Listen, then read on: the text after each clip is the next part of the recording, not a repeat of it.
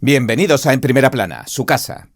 Bien, la inminente toma de posesión del presidente Trump el 20 de enero ha sacudido los cimientos de Washington, y su recién creado Departamento de Eficiencia Gubernamental, el DOGE, se ha convertido en la punta de lanza de la administración entrante. Planea recortar el despilfarro del gobierno en aproximadamente, dice, $2 billones con B. Hablamos de nada más y nada menos que el 30% del gasto gubernamental anual. Elon Musk y Vivek Ramaswamy, al frente del DOGE, también han hablado de reducir las más de 450 agencias federales a tan solo un centenar. Su puesta en marcha, sin duda, supondrá una de las mayores embestidas que ha recibido la burocracia estadounidense en toda su historia. Y ahora, entremos en materia.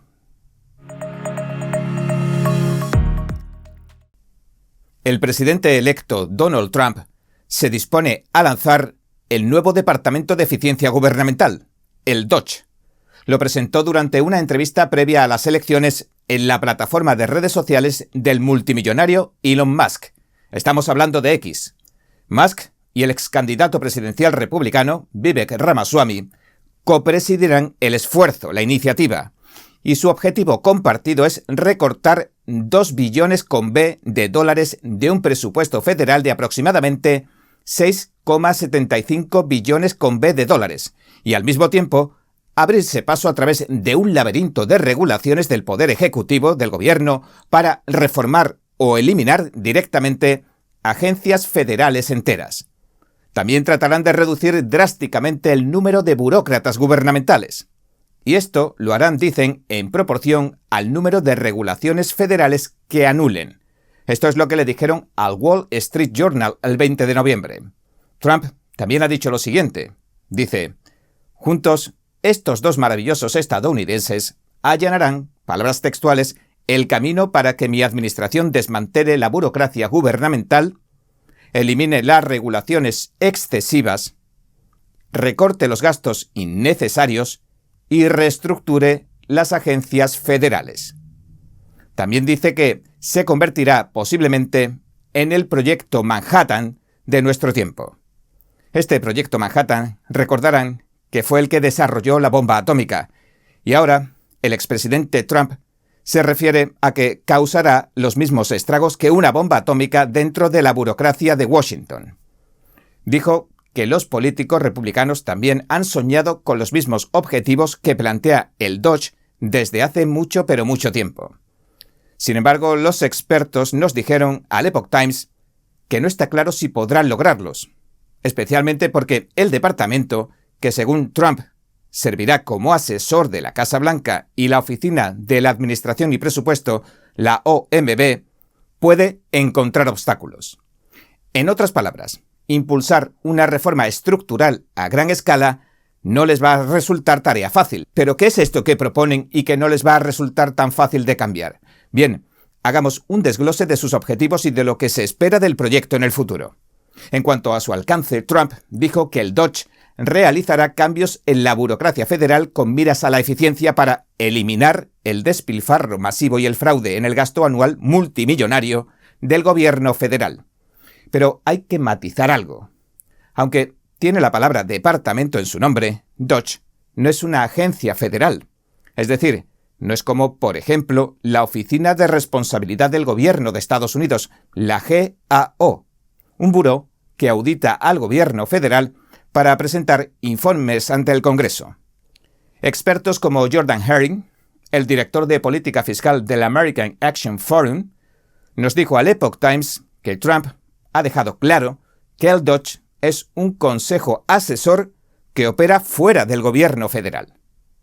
Por lo tanto, a diferencia de las agencias federales, no necesita que el Congreso la promulgue oficialmente para echar a andar.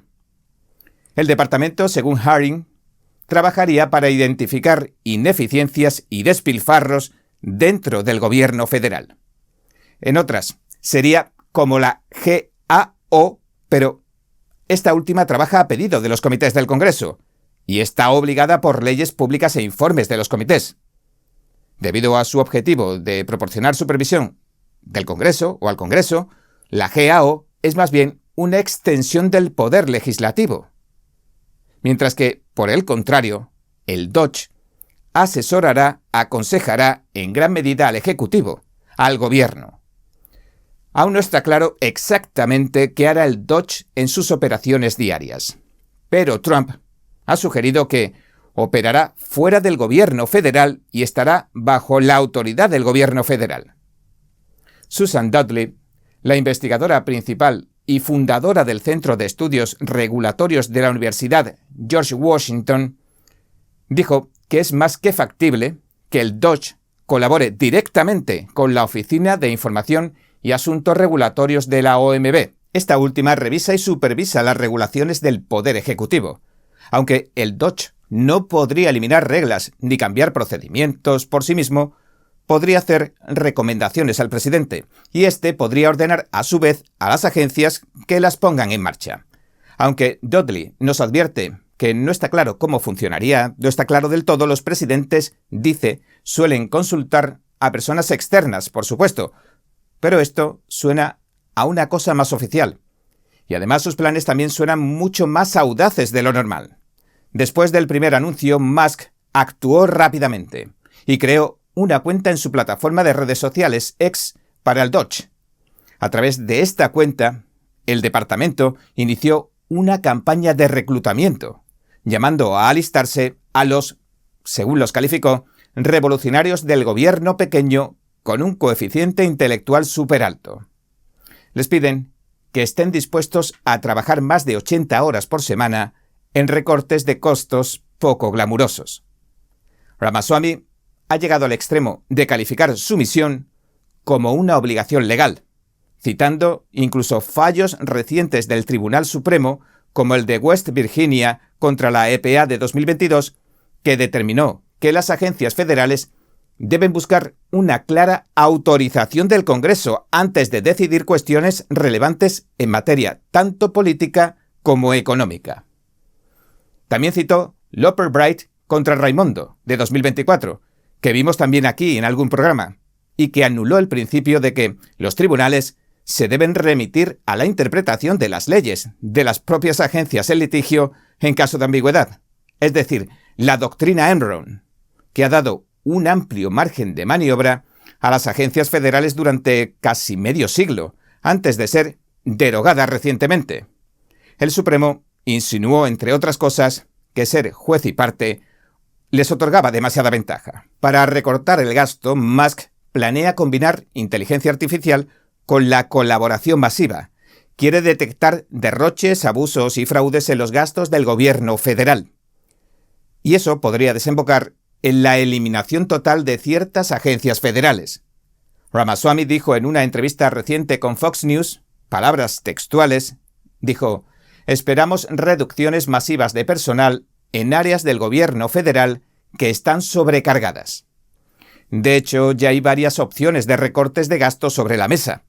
En 2023, las agencias federales informaron que aproximadamente 236.000 millones de dólares en pagos indebidos no deberían haberse emitido.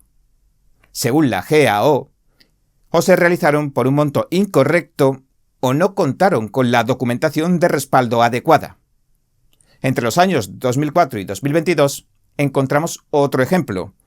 Esa cifra aumentó a casi 3 billones con B de dólares en gastos indebidos, según un informe de Open the Books. Ramaswamy indicó en una publicación en X que bajo la presidencia de Joe Biden, el Departamento de Salud y Servicios Humanos aumentó enormemente el gasto. Según dijo, invirtió en programas de diversidad, equidad e inclusión, los llamados DEI, un costo anual de 38,7 millones con el que se dio empleo a 294 trabajadores de DEI. El informe encontró 829 entradas de la palabra equidad en la solicitud de presupuesto para 2025 que hizo la agencia al Congreso. Real Clear Investigations descubrió que el gobierno federal había pagado por error 1.300 millones de dólares a personas fallecidas solo en el año fiscal de 2023. Pero el Dodge puede enfrentar, a pesar de todo, vientos en contra con algunos de sus planes más ambiciosos de recorte de gastos, ya que esta reducción de porciones clave del presupuesto federal podrían provocar la ira de ambos partidos políticos. Según el Centro de Prioridades Presupuestarias y Políticas, la seguridad social representó una parte importante del presupuesto federal anual en 2023, el 21%, o 1,4 billones con B de dólares. Trump prometió este año que protegería la seguridad social y el Medicare, e incluso sugirió que no hubiera más impuestos a las pensiones, lo que podría hacer que entrara menos dinero al gobierno. En 2023, el gobierno federal gastó otros 1,6 billones con B de dólares en programas de seguros de salud, incluidos Medicare, Medicaid, el programa de seguro médico para niños y los subsidios de la Ley de Atención Médica Asequible. Esta cifra representó el 24% del presupuesto federal de ese año. Otro 8%, 545.000 millones de dólares del presupuesto federal de 2023, se utilizó para programas de seguridad económica, como el crédito tributario por ingreso del trabajo, el crédito tributario por hijos, el ingreso de seguridad suplementario para estadounidenses de bajos ingresos que están discapacitados o tienen más de 65 años, y para cupones de alimentos. Estos son todos programas que podrían ser los últimos de la fila para los recortes de gastos que vaya aprobando Trump, según sus promesas de campaña de este año. Por último, es poco probable que se recorte el gasto de defensa, que representó el 13% del presupuesto de 2023, unos 820.000 millones de dólares. Y es que los republicanos, habitualmente, están a favor de los aumentos del presupuesto militar. Sin embargo, Musk y Ramaswamy escribieron en su artículo de opinión conjunto que podrían apuntar al presupuesto del Pentágono porque no pasó por séptima vez consecutiva su auditoría. Suena increíble, pero por séptima vez no pudieron justificar dónde habían ido a parar ingentes cantidades de dinero. Según el Comité Bipartidista para un Presupuesto Federal Responsable, también existe la preocupación de que algunas de las otras promesas de campaña de Trump, incluyendo que se quiten los impuestos a las propinas para los trabajadores del sector de la hostelería, así como la imposición de aranceles radicales a las importaciones extranjeras, puedan aumentar la deuda federal entre 1,65 billones y 15,55 billones de dólares entre 2026 y 2035. Esos efectos podrían variar mucho dependiendo de exactamente qué priorice Trump en su agenda económica durante los próximos 4 años. Y es que cualquier aumento de la deuda podría obstaculizar alguno de los objetivos del Dodge. El Dodge también tiene que enfrentarse al Congreso, al que la Constitución otorga el poder sobre el tesoro público. El Congreso probablemente tendría que aprobar cualquier cambio en el gasto federal o la disolución de ciertas agencias. Sin embargo, Trump dijo durante las primarias republicanas de 2024 que usaría un concepto llamado embargamiento para quitarle el control del gasto al poder legislativo, al Congreso. El embargamiento ocurre cuando el presidente se niega a gastar el dinero que asigna el Congreso. El expresidente Richard Nixon aprobó la Ley de Control de Embargos de 1974, cuando el Congreso le reprendió por negarse a gastar fondos para la Ley de Agua Limpia de 1972. Nixon, simultáneamente, creó la Oficina de Presupuestos del Congreso. Pero este nuevo proyecto de eficiencia gubernamental no se queda aquí. También apunta a las regulaciones y normativas. Según los expertos, lo cierto es que, de acuerdo a todos los parámetros, el aparato regulador del gobierno ha estado creciendo durante décadas, y esto independientemente del partido en el poder, y los últimos 4 años han sido especialmente activos. Musk ha marcado una enorme variedad de regulaciones gubernamentales cuando formuló por primera vez el Dodge con Trump, pero encontraron resistencia tanto de las propias agencias como de sus empleados, quienes, naturalmente, creen que sus actividades, ya sea exigir que los estados financieros de las empresas informen sobre el riesgo climático, restrinjan los acuerdos contractuales privados o eliminen las estufas de gas, creen que son esenciales. Para Dudley, una comisión bipartidista de senadores y representantes sería la solución. Esa comisión podría hacer recomendaciones al Congreso para cambios legislativos para que los efectúen y centrarse en regulaciones y programas específicos que necesitan reformas. Se espera que el Dodge también solicite comentarios públicos de aquellos con experiencia real sobre lo que funciona y lo que no. y que la mayor resistencia al cambio salga de los propios reguladores. Por eso la nueva normativa debería sostenerse fuertemente ante los tribunales. Y esto lleva su tiempo también, 1 año o quién sabe más, dependiendo de los litigios de las partes que prefieran la interpretación anterior. Hay también a los que les preocupa concederle a Musk y a Ramaswamy tanta autoridad para revertir las regulaciones gubernamentales. Lisa Gilbert, copresidenta del Grupo Progresista de Defensa de los Derechos del Consumidor, Public Citizen, advierte de lo siguiente. Dijo esto: el propósito de las regulaciones gubernamentales es proteger al pueblo estadounidense. Todos dependemos de estas normas para proteger el aire, el agua, la seguridad de nuestros trabajadores, la de nuestros niños y mucho más. La expresión reducir la burocracia es una forma abreviada de decir que nos deshacemos de las salvaguardas y protecciones que nos protegen para beneficiar los intereses corporativos. Eso dijo. Y algunos expertos en economía están menos entusiasmados con Doge y el papel de Musk al frente del proyecto, que podría dar al CEO tecnológico, al CEO y multimillonario, una influencia considerable en el mismo gobierno federal que emite los contratos y los subsidios tan críticos para sus empresas como SpaceX y Tesla, al tiempo que regula su plataforma social a través de la Comisión Federal de Comunicaciones. Mueller, director del programa económico de Third Way, un grupo de expertos de centro-izquierda, dijo que entregarle las llaves del gobierno a quienes buscan sacar provecho de nuestro gobierno es sumamente peligroso y un enorme conflicto de intereses, y que teme que el Doge conduzca a más despilfarro y a un abuso desenfrenado del poder político. Y agregó que si bien Elon Musk es un emprendedor brillante y un visionario tecnológico, el CEO y multimillonario podría utilizar sus nuevos poderes gubernamentales para lanzarse un salvavidas a sus tambaleantes empresas. Y este recorte gubernamental guarda muchas similitudes con lo que ha puesto en marcha el presidente argentino Javier Milei, con resultados realmente sorprendentes para la economía. Recordemos que Milei fue el primer jefe de Estado que visitó a Donald Trump tras la victoria electoral del estadounidense. Milei dijo esto en el programa de Lex Fridman. Tengo una profunda interacción con él. Él está muy interesado en lo que es nuestro Ministerio de Desregulación, que tiene que ver con la eliminación de regulaciones, pero al mismo tiempo trabaja con otra persona que además está interesado en la motosierra. Así es que estoy muy feliz porque, o sea, están copiando, van a intentar copiar el modelo que estamos aplicando en Argentina.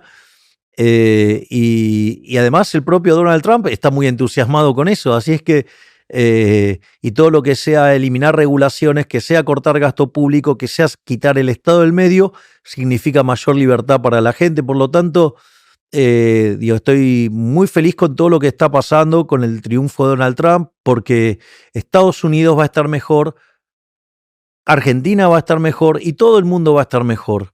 Es decir, hoy el mundo es un mundo mucho mejor que el que teníamos hace unos pocos días. Nosotros en este momento en Argentina, por el equilibrio político que nos hemos encontrado, tenemos ciertas facultades delegadas del Congreso hacia el Poder Ejecutivo y por ende lo podemos resolver por decreto.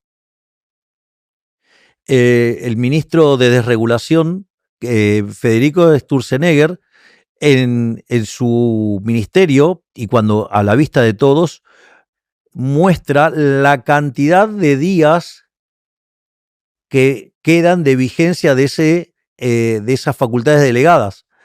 Por lo tanto, tiene todo un departamento de desregulación, tiene un departamento de recortes del gasto público y de la estructura del Estado, y tiene todo un cuerpo de élite que va limpiando todas las leyes, digamos, que obstruyen el sistema económico. Y cada día quita entre 1 y 5 trabas que tiene la economía. Entonces lo que yo diría es que avancen al hueso, que vayan al límite, que no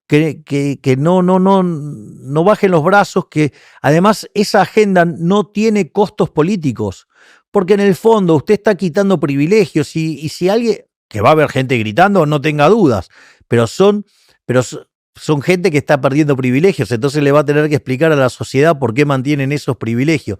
Y eso sí que es bastante incómodo. Hay varias cosas que yo admiro del presidente Trump. La primera es que probablemente, y ha dado pruebas más que suficientes en su primer presidencia, que entiende la naturaleza de la batalla cultural. Él ha enfrentado al socialismo abiertamente, sus discursos van en contra del socialismo de manera abierta. Entiende perfectamente el virus woke. Y eso es de mucho valor, porque es entender de qué va la cosa. No solo eso, otra cosa que yo también le admiro es el coraje. De hecho, gracias a Dios no lo mataron, pero fue por un pequeño acto fortuito que no lo mataron, que fue que justo se corrió. Y sin embargo eso no lo amedrentó, siguió.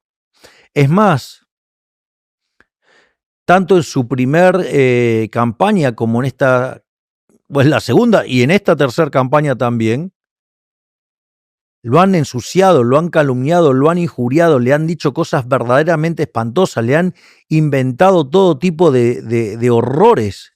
Y en eso me siento profundamente identificado, porque probablemente a nadie en la historia le hayan hecho una campaña negativa desde todos los medios de comunicación como me lo hicieron a mí. Pero, digamos, o sea, fueron bastante parecidas. Y ahí, por eso es tan interesante, por eso me emocioné tanto cuando anoche lo conocí a Sylvester Stallone. Porque Sylvester Stallone justamente lo que menciona es lo valioso de que, a pesar de que a uno le sigan pegando y le peguen, a pesar de todo eso, seguir avanzando. Es decir, muchas de la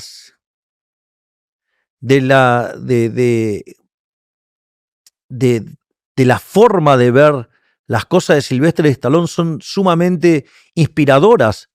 Entonces imagínense, digamos, o sea, voy a ir a dar el discurso y veo a Sylvester Stallone. Y Sylvester Stallone me conoce. Era verdaderamente, digamos, yo me tenía que pellizcar, digo, esto no puede ser cierto. O sea, y además, bueno, digamos, la gente ha sido maravillosa anoche conmigo, han sido maravillosos hoy. He sacado cientos de selfies. O sea, ha sido verdaderamente, digo, ha sido mi recreo después de casi un año de estar en el gobierno y de estar sometido a todo tipo de tortura mediática, digamos, porque justamente los periodistas ensobrados, corruptos, son torturadores profesionales. Y la primera ministra de Italia, Giorgia Meloni, voló a Argentina desde Río de Janeiro, Brasil, donde había asistido a la reciente cumbre del G20. En la cumbre, que recordemos, Argentina también se desmarcó de los objetivos del G20. Meloni se reunió con su homólogo Milei y juntos prometieron defender las libertades en Occidente. Lo hicieron en la Casa Rosada, donde se prometieron cooperación mutua en cuestiones clave. Meloni destacó 3 puntos principales de su diálogo con Milei. 1. La colaboración política hasta 2030. 2. La lucha contra el crimen y las actividades ilegales. Y 3. El crecimiento del comercio y la inversión entre ambos países. Dijo esto. Claramente, entre mí y el presidente Milei compartimos una idea política y es entre dos líderes que luchan por defender la libertad de Occidente. Y los puntos cardinales son la libertad, la igualdad entre las naciones, los sistemas democráticos, la solidaridad entre las naciones. Hay algo que va más allá de una común cooperación entre naciones. Está la conciencia de vivir en un mundo difícil, la responsabilidad que impone esa dificultad, es decir, la fuerza de las ideas y el coraje que se necesita para defender esas ideas. Italia y Argentina son naciones hermanas, tienen mucho camino por recorrer juntas y estoy feliz de recorrer este tramo de camino junto a Javier, un hombre valiente, mi amigo, un amigo de Italia. Muchas gracias.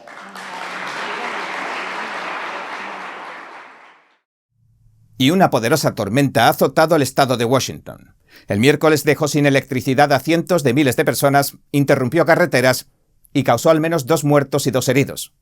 Las escuelas de todo el oeste de Washington interrumpieron las clases o pospusieron el inicio de las mismas. La tormenta, con vientos con fuerza de tormenta tropical de 80 km por hora y ráfagas de viento de 110 km por hora, derribó árboles y cables eléctricos durante toda la noche y dejó sin electricidad a más de 600.000 hogares y empresas en Washington, el suroeste de Oregón y el norte de California, según las estimaciones. El Servicio Regional de Bomberos y Rescate de Snohomish, en el oeste de Washington, le pidió a los vecinos que no salieran, ya que muchos árboles y cables eléctricos se habían caído. Se prevé que la tormenta llamada Ciclón Bomba, porque se intensifica rápidamente, se detenga en el norte de California en los próximos días. Sin embargo, el viernes, las precipitaciones podrían alcanzar hasta 50 centímetros en partes del suroeste de Oregón y el norte de California, según las estimaciones. Los ciclones bomba se intensifican rápidamente, en 24 horas o menos, cuando una masa de aire frío de la región polar choca con aire tropical cálido. Los meteorólogos llaman al proceso bombogénesis. Miles de inmigrantes se han embarcado este miércoles en una caravana al sur de México. Intenta llegar a la frontera de Estados Unidos antes de que el presidente electo Donald Trump asuma el cargo y la cierre, pese a que ya ha anunciado que iniciará la mayor operación de deportación de la historia. La caravana partió poco después de las 5 de la mañana y la conforman inmigrantes de Centro y Sudamérica que caminaron desde Tapachula hasta la ciudad de Huehuetán. Los migrantes esperan que no se detenga el sistema de citas para solicitudes de asilo de la CBP-1. También han pedido al gobierno mexicano que les permita moverse libremente por el país para alcanzar cuanto antes la frontera. Pero escuchemos la voz de estas personas que forman parte de la caravana. Bueno, tenemos miedo de que no podamos pasar por Trump, pero ahí vamos confiando en Dios porque Él es el primero y es el Dios que todo lo puede, el Dios de lo imposible. Y pues vamos con expectativas altas, ¿verdad? Creo que estamos de acuerdo en eso de salir antes que Él tome la presidencia de nuevo y a ver qué pasa, ¿verdad? Siempre pues sé de que van a haber deportaciones, pero primeramente Dios, pues que no nos toque a nosotros, ¿verdad? Sí tenemos mucho miedo porque según que va a comenzar a cerrar la cita de CBP-1, pues ahí tenemos miedo, pues muchos. Y le pedimos al gobierno de Estados Unidos que los ayude, pues en esa manera, pues, porque hay mucha necesidad en nuestros países, pues violencia, extorsiones, X motivos, pues. Sabemos que también México tiene problemas, pues, pero le pedimos a los hermanos mexicanos que los apoyen, pues o queremos tránsito libre y los pueden apoyar con frijoles, con tortillas, lo que sea, porque los podemos apoyar.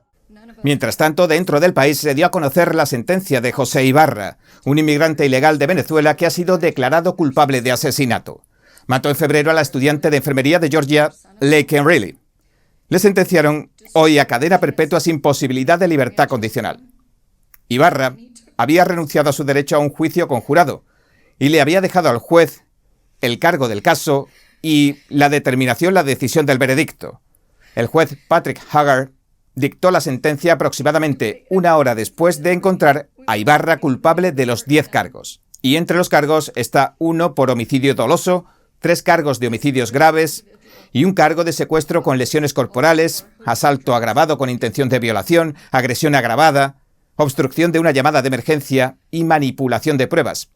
La familia y los amigos de Riley la recordaron entre lágrimas y le pidieron al juez que condenara a Ibarra a la pena máxima. Su madre lo llamó monstruo y su padre lo calificó como una persona verdaderamente perversa. Ibarra no reaccionó lo más mínimo mientras un intérprete le transmitía sus palabras. Había entrado ilegalmente a Estados Unidos en 2022 y estaba a la espera de los trámites migratorios, un detalle que ha intensificado la polémica en torno a la seguridad fronteriza y las políticas migratorias durante la carrera presidencial. El expresidente Donald Trump y otros republicanos se reunieron con los padres de Riley antes de un mitin de campaña en marzo pasado. En respuesta al veredicto de culpabilidad, Trump, el expresidente, también expresó su solidaridad con la familia de Riley en una declaración que publicó en su plataforma de redes sociales, Truth Social, donde escribió: aunque el dolor y la angustia durarán para siempre, esperamos que esto pueda ayudar a traer algo de paz a su maravillosa familia, que luchó por la justicia y para garantizar que otras familias no tengan que pasar por lo que ellos han pasado. Es hora de hacer segura nuestra frontera y expulsar a estos criminales y matones de nuestro país, para que nada de esto vuelva a suceder. Riley era una estudiante de la Facultad de Enfermería de la Universidad de Augusta. La asesinaron el 22 de febrero mientras corría cerca del campus de la Universidad de Georgia, en Atenas. Su cuerpo fue encontrado en una zona boscosa cerca de los senderos donde corre la gente. En una declaración jurada se dice que la golpearon con tanta brutalidad que le hundieron la cabeza. Los fiscales alegaron que Ibarra mató a Riley durante el forcejeo durante la pelea, mientras que la defensa afirmó que no había pruebas suficientes para demostrar que Ibarra era el asesino. El juicio, que comenzó la semana pasada, contó con el testimonio de agentes de la ley, compañeros de habitación de Riley y una mujer que vivía en el mismo apartamento que Ibarra. Muchos familiares y amigos de Riley asistieron al juicio. Un portavoz del Servicio de Inmigración y Control de Aduanas, del ICE, nos había dicho anteriormente a The Epoch Times que Ibarra fue arrestado por agentes del ICE en septiembre de 2022, después de cruzar ilegalmente la frontera cerca de El Paso, Texas. Después de su arresto fue puesto en libertad condicional y liberado para que pudiera continuar con su proceso de inmigración. En agosto de 2023, la policía de la ciudad de Nueva York arrestó a Ibarra y lo acusó de actuar de una manera que lesionó a un niño menor de 17 años y de una infracción por la licencia de conducir. Sin embargo, la policía lo liberó antes de que los agentes de inmigración pudieran presentar la orden de detención e iniciar los procedimientos de deportación.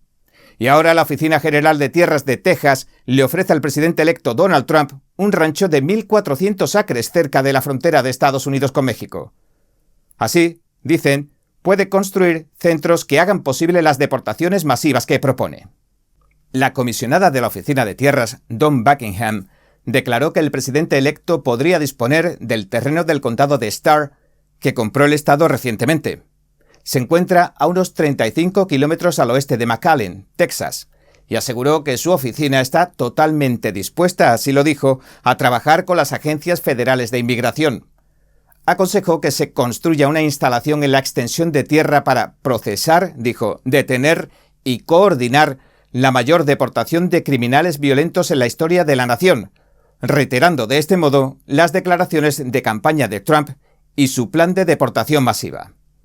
La oficina de Buckingham dijo que Texas compró el rancho con la intención de construir su propio muro fronterizo después de que el propietario tratara de impedirlo. Durante las elecciones de 2024, Trump se convirtió en el primer candidato presidencial republicano en ganar el condado de Starr en más de 120 años. Desde 1896, el condado, cuyos habitantes son en más del 97% hispanos, había votado a los demócratas. Trump ha prometido llevar a cabo la mayor operación de deportación de la historia de Estados Unidos, comenzando por los criminales. Se calcula que hay 11 millones de personas en el país de forma ilegal. También ha planteado la necesidad de terminar con los cárteles de la droga mexicanos, incluso atacándolos en territorio mexicano.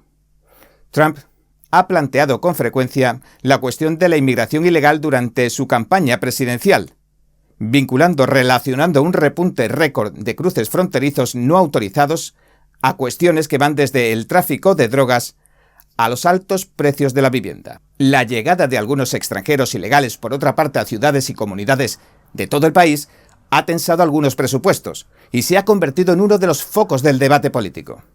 La semana pasada, Trump eligió a Tom Homan para convertirse en su zar de la frontera. Se encargará de las deportaciones y otras tantas tareas relacionadas con la inmigración bajo la administración entrante. Y a principios de esta misma semana, el presidente electo confirmó en las redes sociales que está dispuesto a declarar una emergencia nacional para combatir la inmigración ilegal e iniciar el programa de deportación masiva. El gobernador de Illinois, J.B. Pritzker, sin embargo, dice que la emergencia nacional que propone el expresidente Trump para iniciar las deportaciones es ilegal y fuera de lugar. También le dijo a la MSNBC a principios de noviembre que va a hacer todo lo posible para proteger, dijo, a nuestros inmigrantes indocumentados. Otros tantos gobernadores también se han declarado en contra de la iniciativa y advierten que no cooperarán con la administración de Trump. Seguiremos informando sobre este asunto tan polémico. Pero para despedirnos, les dejaremos con un fragmento de la emotiva despedida y las palabras que le dedicaron los propios compañeros de su equipo al tenista español Rafa Nadal, una de las figuras más queridas y celebradas del deporte internacional. Gracias por sintonizarnos. Nos vemos mañana. Has dado todo el ejemplo que cualquier persona, cualquier jugador quiere ser. Tú lo has hecho. Pero yo siempre digo que la mejor educación es el ejemplo. Tú has sido nuestro ejemplo como persona y nuestro ejemplo tenístico, Rafa.